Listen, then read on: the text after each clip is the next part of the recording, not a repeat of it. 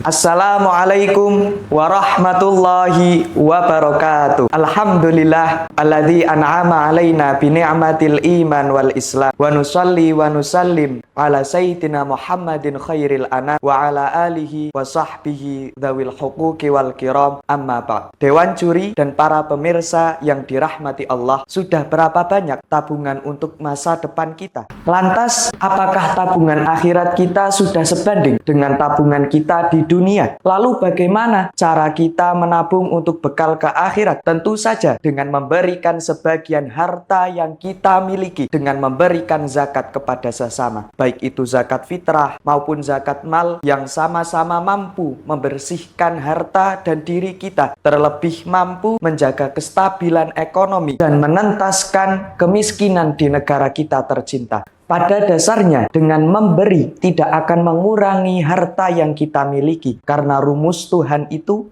barang siapa yang memberi pasti juga akan menerima. Seperti yang diterangkan dalam Quran surat At-Taubah ayat 103 yang berbunyi, Bismillahirrahmanirrahim.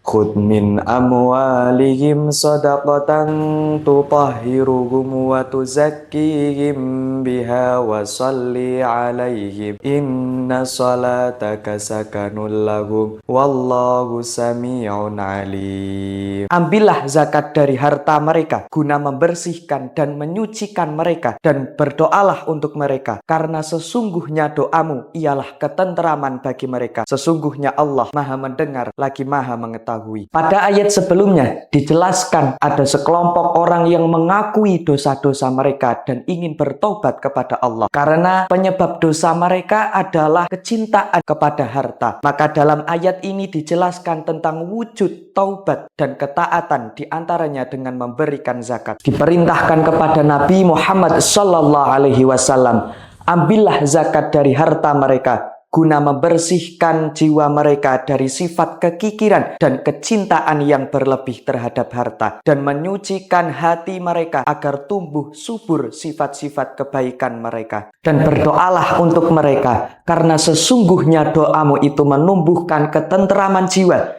bagi mereka yang sudah lama cemas dan gelisah akibat dosa-dosa yang mereka kerjakan. Sampaikan kepada mereka bahwasanya Allah Maha mendengar permohonan ampun dari hambanya dan Maha mengetahui tulus atau tidaknya taubat mereka. Secara sosial, zakat berperan mempererat hubungan persaudaraan antar muslim, menghindarkan diri dari sikap ujub dan takabur, serta melahirkan solidaritas kehidupan bermasyarakat. Zakat adalah bagian dari syiar agama Islam untuk menarik simpati warga non-muslim agar memeluk agama Islam. Pengelolaan dana zakat agar bermanfaat secara ekonomis, yaitu dengan memeratakan pendapatan masyarakat, mendukung pembangunan fasilitas dakwah agama Islam, serta membangun kemandirian fakir miskin dan anak yatim. Manfaat zakat bagi pembangunan masyarakat Indonesia dalam bidang sosial dan ekonomi akan sulit tercapai bila tidak ada peran serta amil zakat. Amil zakat adalah lembaga yang menerima dan menyalurkan zakat sesuai dengan tuntunan agama Islam. Pemanfaatan zakat di Indonesia dapat berupa pemenuhan kebutuhan sehari-hari para mustahik maupun sebagai modal bagi pembangunan keterampilan hidup mereka.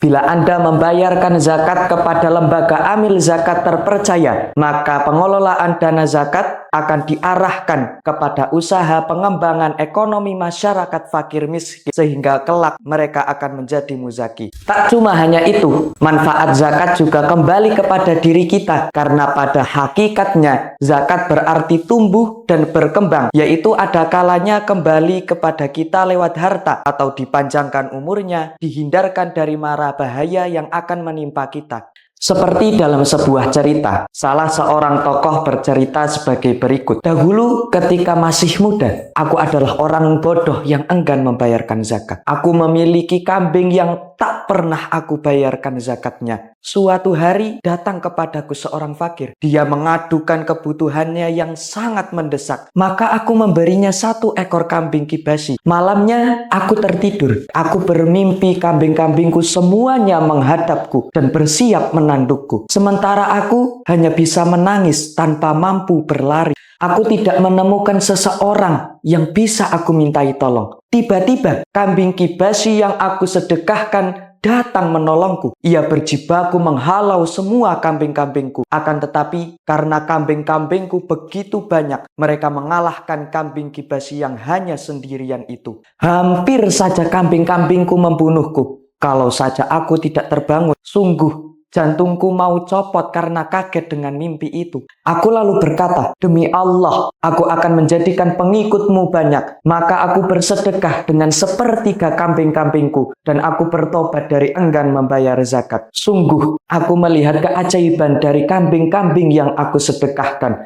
dan melihat permusuhan dari sisa kambing yang bersamaku. Masya Allah. Sungguh, dengan adanya kisah ini memberikan inspirasi untuk kita agar menunaikan ibadah zakat dari harta yang kita miliki. Karena amal dan tindakan yang kita lakukan bisa menjadi tabungan kita kelak di akhirat. Demikian besar manfaat zakat bagi masyarakat, sehingga Al-Quran menyebut kata zakat beriringan dengan perintah menjalankan sholat. Quran Surat Al-Baqarah ayat 43. Bismillahirrahmanirrahim. Wa aqimus sholata wa atuz zakata warka'u marraki'in.